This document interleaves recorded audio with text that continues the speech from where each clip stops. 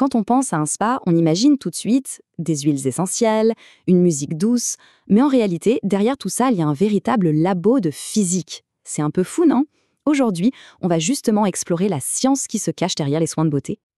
Alors, la connexion peut paraître un peu tirée par les cheveux, c'est vrai, mais la réponse, elle tient en un seul mot, l'électricité. Et oui, l'énergie même qui recharge nos téléphones est aussi au cœur des soins esthétiques les plus pointus. C'est ce fil conducteur qu'on va suivre ensemble. Donc, mettons de côté un petit moment les crèmes et les massages. On va vraiment décortiquer les principes physiques qui permettent de sculpter, nettoyer, régénérer la peau. Et on va voir que c'est de la pure science, rien de magique là-dedans. Allez, c'est parti. Pour comprendre comment tout ça fonctionne, il faut commencer par les bases. Et en électricité, la base de tout, mais vraiment de tout, c'est le circuit électrique. Chaque appareil électrique, que ce soit l'ampoule la plus simple ou l'équipement de spa le plus sophistiqué, fonctionne exactement sur ce schéma. Il faut une source d'énergie, un appareil qui va l'utiliser et bien sûr, des fils pour connecter les deux. C'est simple, mais c'est le point de départ de tout ce qu'on va voir aujourd'hui. Ok, donc on a notre circuit. Mais attention, le courant qui passe dedans peut prendre deux formes radicalement différentes, presque opposées. Et en esthétique, le choix entre l'une et l'autre, eh bien ça change absolument tout aux soins. Prenons le courant continu. C'est le principe de l'appareil à courant galvanique par exemple. Ce flux, il est constant, il va toujours dans le même sens, un peu comme une rivière qui coule tranquillement. Et cette force douce et continue, elle permet de faire quoi? Eh bien, elle permet littéralement de pousser des principes actifs comme des gels ioniques directement à travers la peau. C'est ce qu'on appelle l'ionophorèse, parfait pour un nettoyage en profondeur. À l'inverse, on a le courant alternatif. L'appareil à haute fréquence, c'est l'exemple parfait. Là, sa puissance ne vient pas d'une poussée constante, non. Elle vient de ces oscillations super rapides, mesurées en fréquence. Le courant fait des allers-retours à une vitesse folle. Et c'est cette vibration électrique qui va produire les effets purifiants et stimulants qu'on recherche. Donc, pour résumer, le point crucial, c'est vraiment ça. D'un côté, on a une poussée stable pour faire pénétrer des produits en douceur. De l'autre, une vibration ultra rapide pour stimuler la peau. Deux courants, deux philosophies de soins complètement différentes, mais qui partent de la même source, l'électricité. Bon, comprendre le type de courant, c'est la première étape. Mais comment on mesure et on utilise concrètement son énergie? C'est là qu'on va parler de la notion de puissance. Pour illustrer ça, prenons un appareil qu'on connaît bien, le Vapozone. On pourrait croire que son but, c'est de laisser passer l'électricité le plus facilement possible. Eh bien, c'est tout le contraire. Son efficacité, elle vient justement du fait qu'il résiste au passage du courant. Et c'est ça qui est vraiment fascinant. La résistance, ici, ce n'est pas un défaut du tout. C'est une caractéristique qu'on utilise volontairement. En fait, en forçant les électrons à se frayer un chemin difficile, on crée une sorte de friction.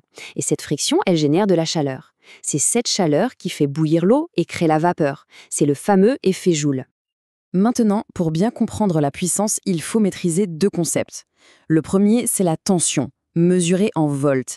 Imaginez encore notre rivière. La tension, c'est un peu comme la pente du lit de la rivière. Plus la pente est forte, plus l'eau est poussée avec force. En électricité, c'est la pression qui met les électrons en mouvement.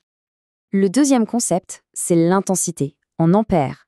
Si la tension, c'est la pente de la rivière, l'intensité, c'est la quantité d'eau qui s'écoule, son débit. C'est le nombre d'électrons qui passent d'un point donné à un instant T.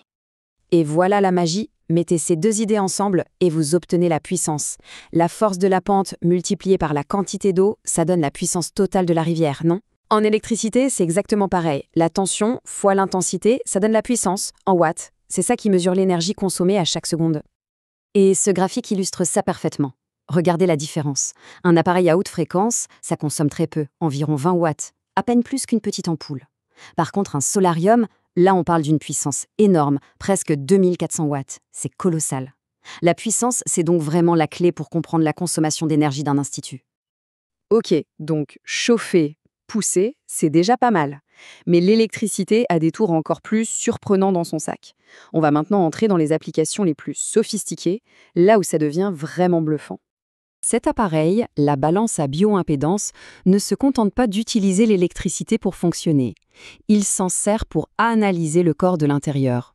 C'est une utilisation beaucoup plus subtile des propriétés électriques. Alors l'impédance, c'est quoi? En gros, c'est un peu comme la résistance, mais spécifiquement pour le courant alternatif. Le truc, c'est que les différents tissus du corps, la graisse, le muscle, l'eau, ne s'opposent pas de la même manière au passage d'un courant. Ils n'ont pas la même impédance. Du coup, en mesurant cette opposition, La balance peut estimer les proportions de chaque composant dans le corps. Malin, non? Mais on garde le meilleur pour la fin. L'effet le plus fascinant de tous est utilisé dans les appareils à ultrasons.